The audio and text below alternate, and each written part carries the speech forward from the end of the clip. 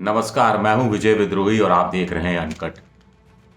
कुल मिलाकर चुनाव की प्रक्रिया शुरू हो गई है और धुकधुकी अभी भी मची हुई है कि असम में क्या होगा, बंगाल में क्या होगा, ममता का क्या होगा, तमिलनाडु में क्या होगा, केरल में लेफ्ट दोबारा लौटेंगे या कांग्रेस की सरकार फिर से बन जाएगी। पुडुचेरी छोटा राज्य है, यूनियन टेरिटरी है, फिर भी वहाँ क्या होगा।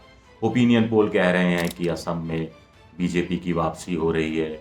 ओपिनियन पोल कह रहे हैं बंगाल में ममता की वापसी हो रही है। ओपिनियन पोल कह रहे हैं तमिलनाडु में डीएमके सत्ता में आ रही है। ओपिनियन पोल कह रहे हैं केरल में बड़ा उलटफेर होने वाला है।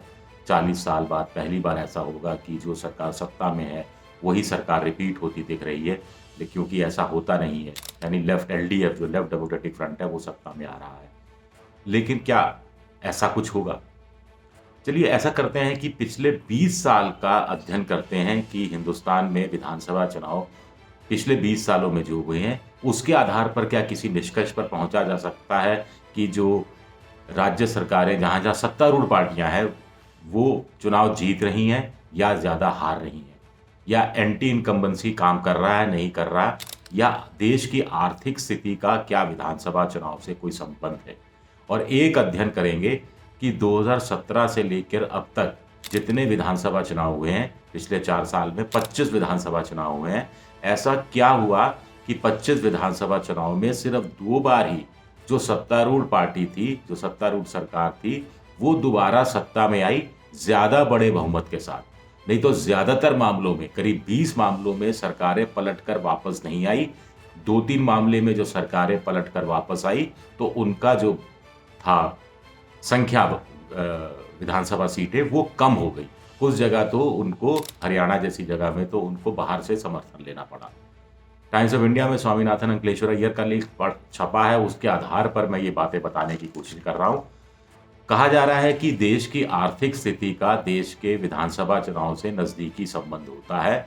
इसमें कहा जा रहा है कि 90 के दशक में देश की आर्थिक स्थिति ठीक नहीं थी, तो देश में 3/4 विधानसभा चुनाव में सरकारें पलटकर वापस नहीं आई।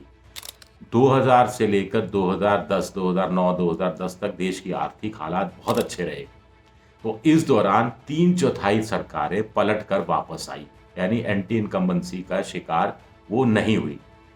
इसमें 2009 का लोकसभा चुनाव भी शामिल है, जिसमें मनमोहन सिंह की सरकार वापस सत्ता में आई। 2010 के बाद फिर आर्थिक मंदी का या आर्थिक सुस्ती का दौर शुरू हुआ और उसमें फिर यही देखा गया कि अधिकांश जगह राज्य सरकारें लौटकर सत्ता में वापस नहीं आई। अब इस समय जहां विधानसभा चुनाव 5 राज्यों में हो रहे हैं, वो जूझ रहे हैं कोरोना से।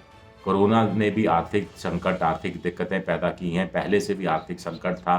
तो ऐसे में लिखा गया है लेख के अंदर कि ऐसे में बहुत मुमकिन है कि एंटी इनकम्बेंसी काम करे, एंटी इनकम्बेंसी का यानी सत्ता विरोधी लहर काम करे और इसमें असम में बीजेपी की सरकार डूब जाए, बंगाल में ममता की सरकार डूब जाए, केरल के अंदर एलडीएफ की सरकार डूब जाए, तमिलनाडु में एआईडीएमके की सरकार डूब जाए।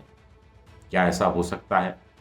आप कहेंगे कि नहीं, इसका एक अपवाद ये है कि 2019 में भी आर्थिक स्थिति ठीक नहीं थी, लेकिन बीजेपी लोकसभा चुनाव में नरेंद्र मोदी दोबारा सत्ता में आते हैं, ना केवल सत्ता में आते हैं बल्कि उनकी सीटें बढ़ जाती हैं।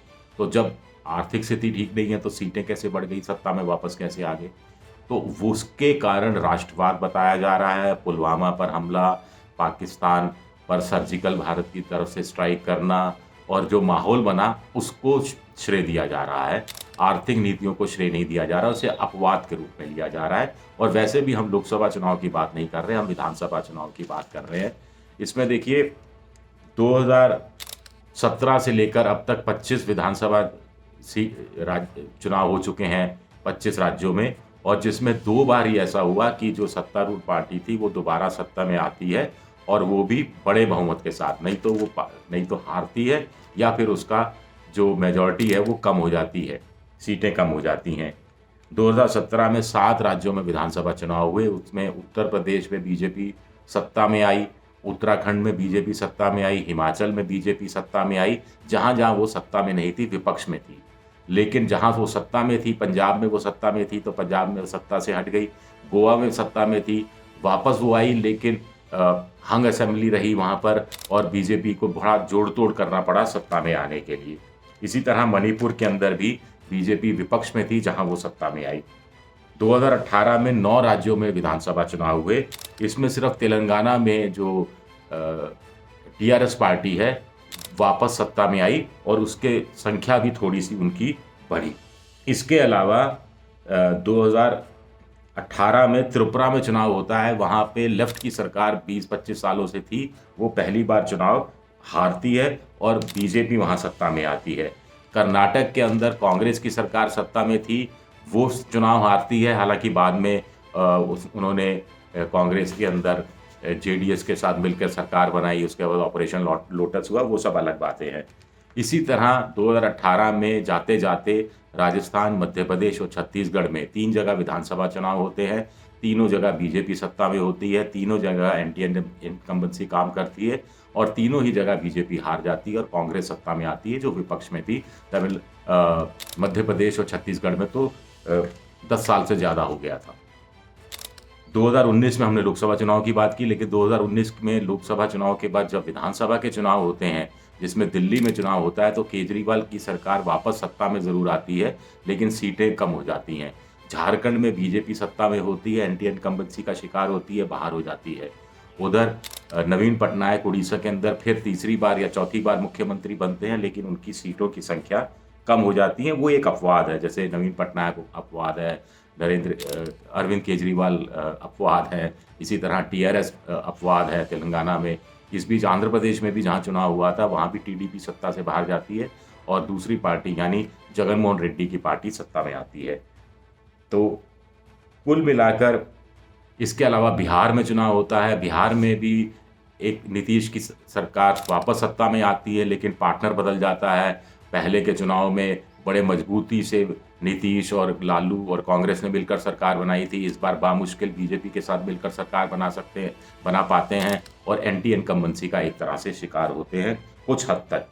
तो ये मोटा मोटा आंकलन लगाया गया है। तो इसके हिसाब से क्या हम मान कर चलें कि असम में बीजेपी या तो सत्ता में नहीं आएगी या फिर अगर सत्ता में आने की कोई संभावना बनी तो उसको बाहर से समर्थन लेना पड़ेगा? क्या हम मानकर चलें कि बंगाल में ममता बनर्जी सत्ता में या तो नहीं आ पाएंगी, मेजॉरिटी नहीं रहेगी, और अगर हंग असेंबली जैसी स्थिति आई तो बाहर से समर्थन लेना पड़ेगा, और बीजेपी की बंगाल में इस हिसाब से चले तो सत्ता में आने की संभावना थोड़ी प्रबल होती है। एआईडीएमके सत्ता में नहीं आ रही, ये सब जानते हैं, डीएमके वहाँ सत्ता में आ रही है। तो और उधर केरल की बात करें, केरल में एलडीएफ सत्ता में है। तमाम सर्वे कह रहे हैं कि एलडीएफ दोबारा सत्ता में आ सकती है, 40 साल की परंपरा को तोड़ सकती है। लेकिन ये जो 20 साल का 10-20 साल का जो विधानसभा चुनाव का जो आंकड़ेबाजी बताती है, या पिछले 4 साल के 25 विधानसभा सीटों की आंकड़ेबाजी बताती है, उस हिसाब से देखा जाए तो केरल में भी कोई सरप्राइज हो सकता है। तो क्या हमें केरल में सरप्राइज मिलेगा, क्या बंगाल में सरप्राइज मिलेगा, क्या हमें असम में सरप्राइज मिलेगा, ये देखना दिलचस्प रहेगा। शुक्रिया आप सबका, बहुत बहुत शुक्रिया।